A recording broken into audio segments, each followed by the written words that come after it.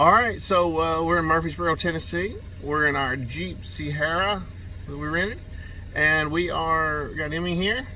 We are in front of the Harbor Freight to do this video. Pretty good location to stop. So we are on the way down. I forget the name of the address, Kerbell Road or something, to learn about some spray foam and bring back some knowledge. So. We're also going to be checking out some waterfalls, and we saw some cool stuff yesterday that's on our Adventure Fam channel. So if you want to check that out. All right, good morning. Good morning, afternoon. It's afternoon. It's 12:43, Sunday afternoon. So I wanted to make a couple of videos here, and hopefully, Emily, put your picture in here so everybody knows who's helping me. I'm not doing this alone. She'd have to put her picture sideways. Do it like that, Emmy. So I promised y'all a video on insulation. Last video I think was a building, but we talked about insulation. So Emily and I did travel to Tennessee. We have a video on our Adventure Fam channel of the waterfalls. We saw some pretty amazing waterfalls while we were there. But we did some training on insulation. We didn't get video of the training because we were suited up. Because insulation sticks to everything, it would ruin anything. So we had little booties on and gloves and a suit to keep it off our clothes and whatever. But I did take a short video that Emily will clip in here somewhere where I explained a little bit about how the insulation seals things up. We are at the training for the spray foam here today, and something I wanted to show you is this post. So if you look up there, there's opportunity for air exchange, and fiberglass or a cellulose or any color insulation is not going to completely stop air exchange in these cavities. But where this foam fills and comes out beyond with this closed cell foam, you've completely stopped that air exchange. And that goes back to our blower door test and our cycles that we talked about in the last video on spray foam. That's why we're gonna get, this building here is a little different, but you're going to get a much lower score on your blower door test than you will with any other insulation. So even like you come over to these corners, try to get in. I don't know if we can get in where we can see it, but with other insulations, there's going to be a lot of opportunity for air exchange in these corners. And with this foam, we are completely sealed up. There is going to be zero air exchange in these corners. I didn't get as much opportunity to video there as I would like. There were some other people, and there was training and talking and education going on, and I just didn't feel like it was a good opportunity to butt in and video.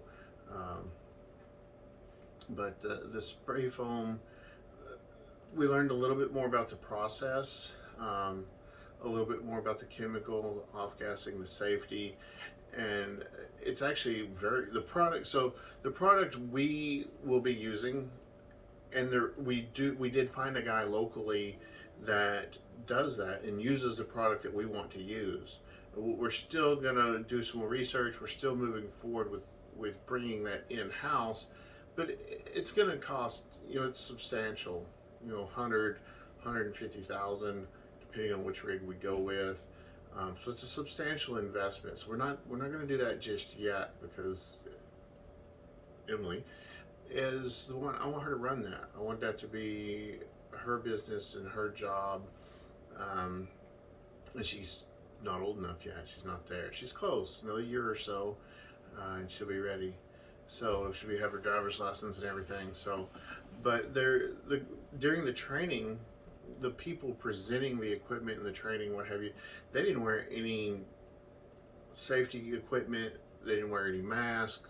They didn't wear anything because it's that safe. There's no off-gassing that goes on. The quotes will still say that nobody else can work in the building. But when there's a bind, they allow other trades to work in the building because the product is that safe. I see questions. In the video, you will see a vapor barrier. I believe it's shown in the video.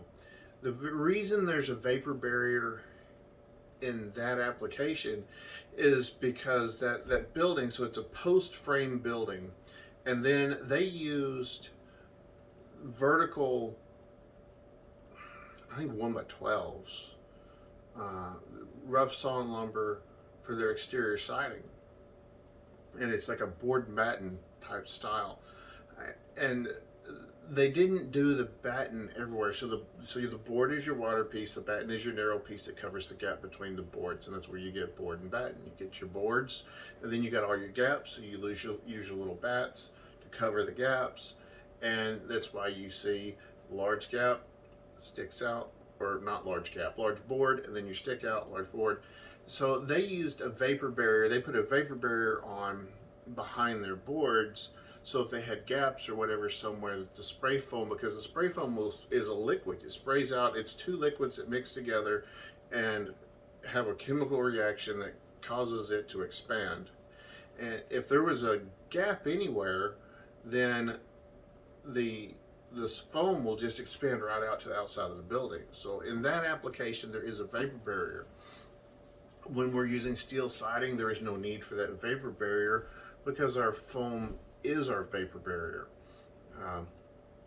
So it's going to seal up extremely tight. We are offering a wood product now because steel prices are just, it's insane. It's got to stop somewhere, but it hadn't yet. And wood is coming down. So we had a job bid out. They're ready to go to the bank. In fact, I'm working on some forms today so that my wife, Allison, maybe Emily put her picture here too. That way you know who's working with us. Because maybe one day you'll meet us. But I'm trying to get this to where Allison can do more of it.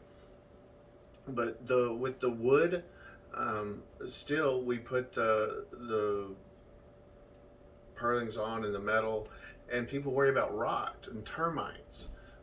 Termites, we use a bore rate treatment on the wood, which we would do anyway on the interior. It's required per code. We have to. Or treat the soil, but treating the soil is not a good option in Florida because of the rainstorms. We get your treatment washes away. It's just not a good option here. Really not a good option anywhere, unless you're just in a really dry season. And in the dry season here, maybe we could get away with it. But the closed cell, if we used closed cell in your walls, closed cell can be submerged in water for 72 hours. And no, there's no damage to it. You don't have any other insulation that you can submerge in water for 72 hours and not worry about it. The seal that you get is phenomenal. The structural strength that you get, we're going to add somewhere in this video in the description. Maybe if we can get it put in the video right here. Can we put it right here? She's going to have to cut all those out. Don't cut this part out, Amy. She did a lot of editing to make this video because I did a lot of this. But the University of Miami in 2007 did some studies with spray foam to see what kind of strength it added to a roof deck. And their equipment is designed to make your roof deck, your roof structure fail so that we can develop wind codes and we can know how to tie it together and we can know at what wind speed the system fails so that we know codes and all of that stuff. And they couldn't make it fail with the closed cell foam on it. Their equipment failed. And we have a 200-mile-an-hour wind code that we can build to. So what does that tell you about the spray foam? I don't recall if they give that information in that video, but I do know that we have a code for 200 miles an hour that we can build to. We can get certified ratings to 200 miles an hour, and their equipment failed with closed cell foam. So that should tell you something about the strength that's added to your building when we use closed cell foam. Something I thought about the other day, I mean, think about like a cooler, like a Yeti cooler. A grizzly bear can't get in the cooler, but it can roll your pickup truck over. The videos of them rolling over a 1,300-pound boulder. The foam is really strong. And we could feel it when we were doing the training. They would spray it, and it's a chemical, and it's expanding, and it's soft. And in just a few minutes, you can put your hand on it, and it's just like a board. It's just that solid. So Probably didn't bring back as much information as you would like, but the video clip that we have, you do want to watch that. And it's the strength that it adds to a building is just phenomenal. And the ceiling of it, I showed behind the post. So we don't really offer a post frame product at this time, just because I don't like the way it connects. If you put it in the ground, then you give access to termites, or there's going to be opportunity for termites to come up through when you penetrate the slab. There's extra care that has to be taken there, and we can frame the walls, just frame wood frame walls and stand them up on the slab and put purlins and put our metal on, and you get the same finished effect, unless you're wanting those beams built out, which we could still do that. We could put something, a faux beam, and build it out to give that look if you were looking for that. So at this point, we're still not offering a post frame product, but in the video, for purposes of showing how it's sealed, there's a gap beforehand. I could put my hands behind that post, and she'll show in the video, the little clip we took of the spray foam shows it's sealed solid all the way around. There's nothing, no bugs, no insects, not even an ant. Nothing is going to come through that because of the way it is sealed and expanded, and just everything's just encapsulated in there. That's not even the right word, because encapsulated, there'd be a hollow point in the middle, and there's not. It's solid. So hope that helps a little bit on spray foam. If we get some questions, like, there's so much information about it, and I could make a 2-hour video going on and on. I could make a list, but I want y'all to actually watch the whole video. So if there's something you want to know specifically, ask the question and we'll make a video. If you want to know, there's 100 other people, or 1,000 or 10,000, people want to know. So that's it for this video. Thanks for watching.